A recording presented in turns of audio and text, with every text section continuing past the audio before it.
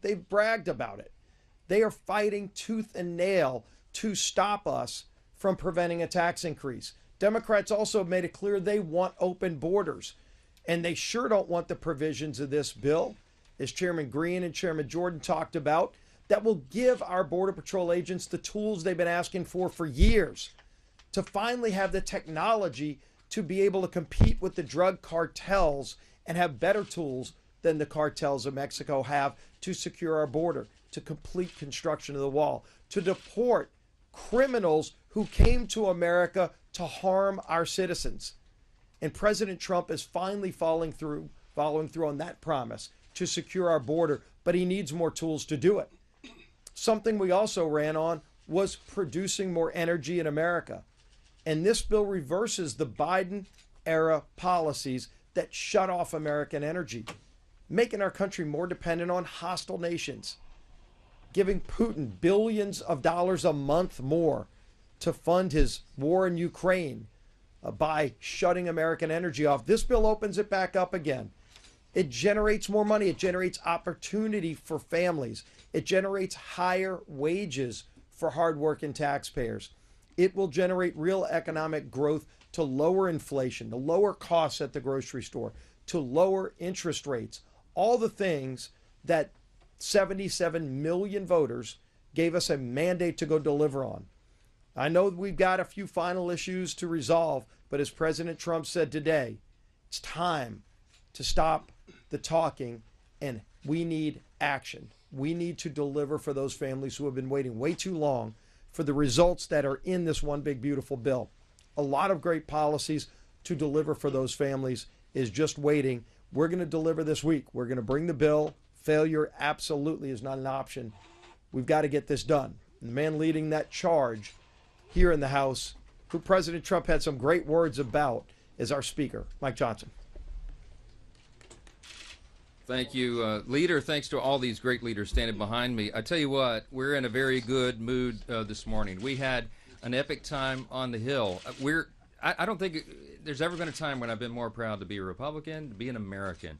We're on the verge of making history here, and everybody feels it. In that room today with President Trump, it was filled with standing ovations and high energy and high excitement because everybody senses what's happening here. It was a great esprit de corps, and we're blessed to serve under and with a president who understands the necessity of these relationships and is willing to roll his sleeves up and come stand in the trenches to be a part of this excitement of what's happening.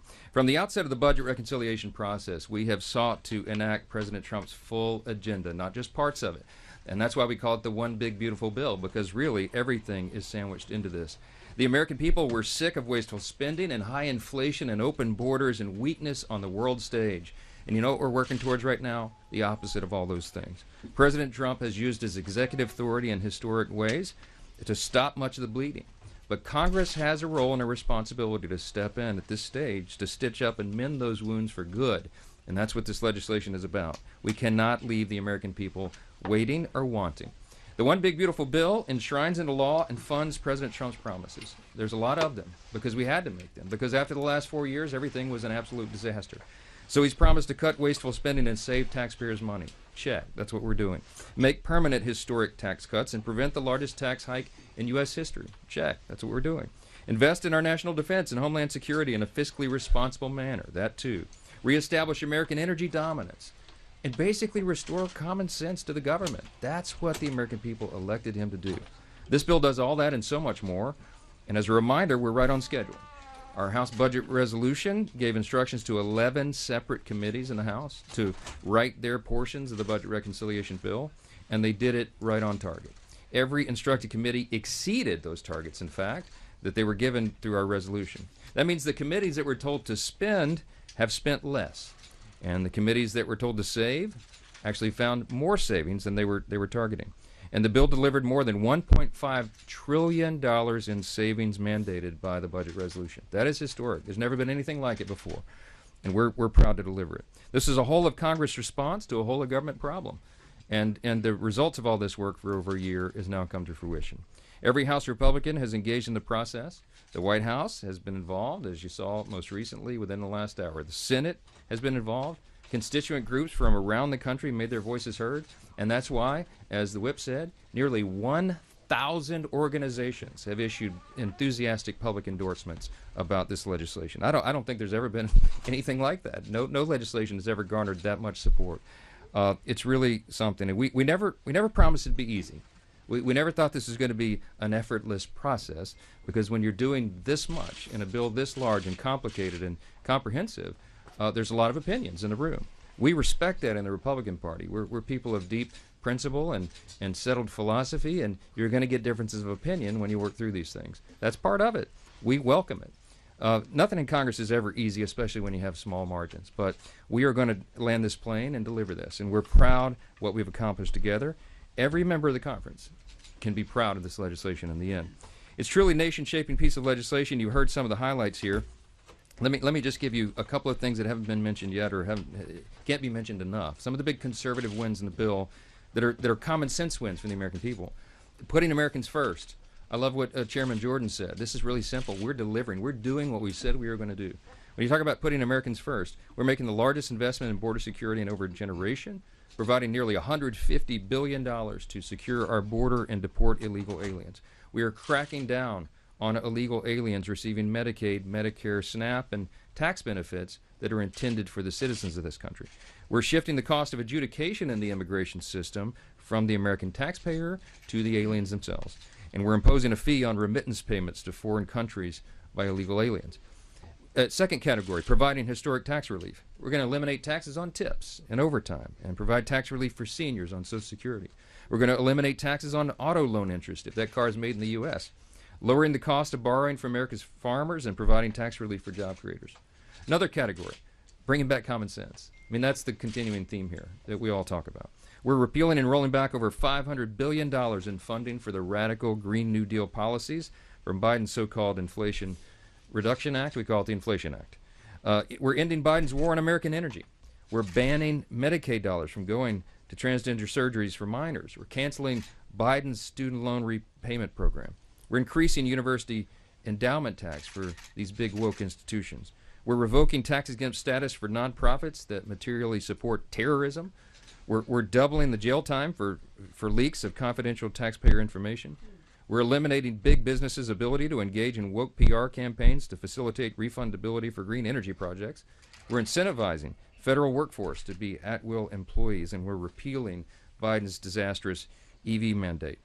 The stakes couldn't be any higher. We could go on and on. It's over 1,000 pages. I could list all the wins, but we only have so much time.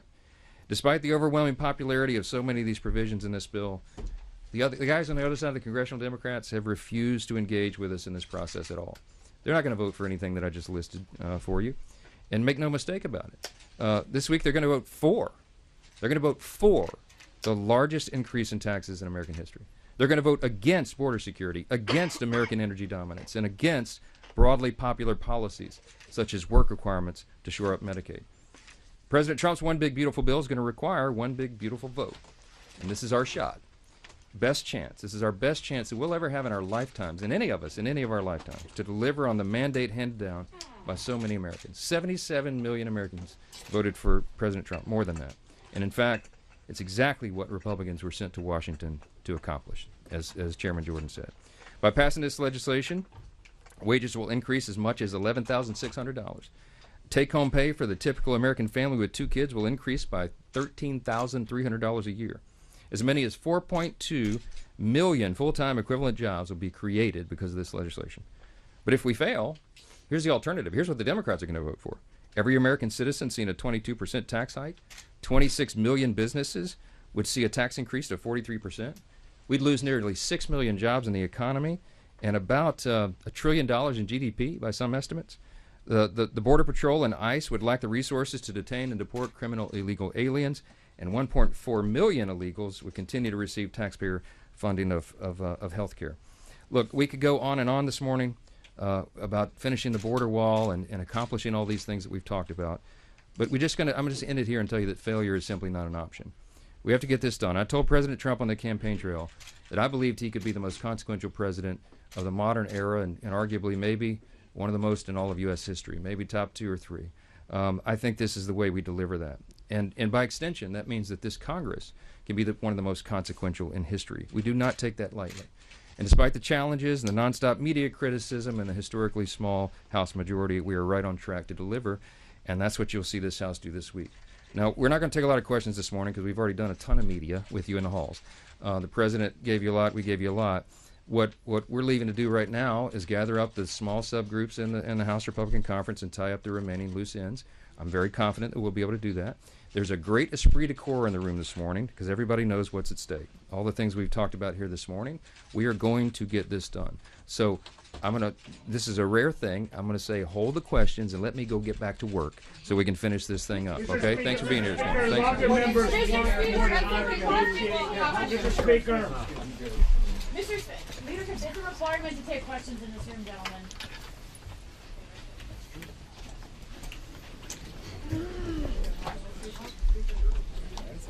Law and order, come on.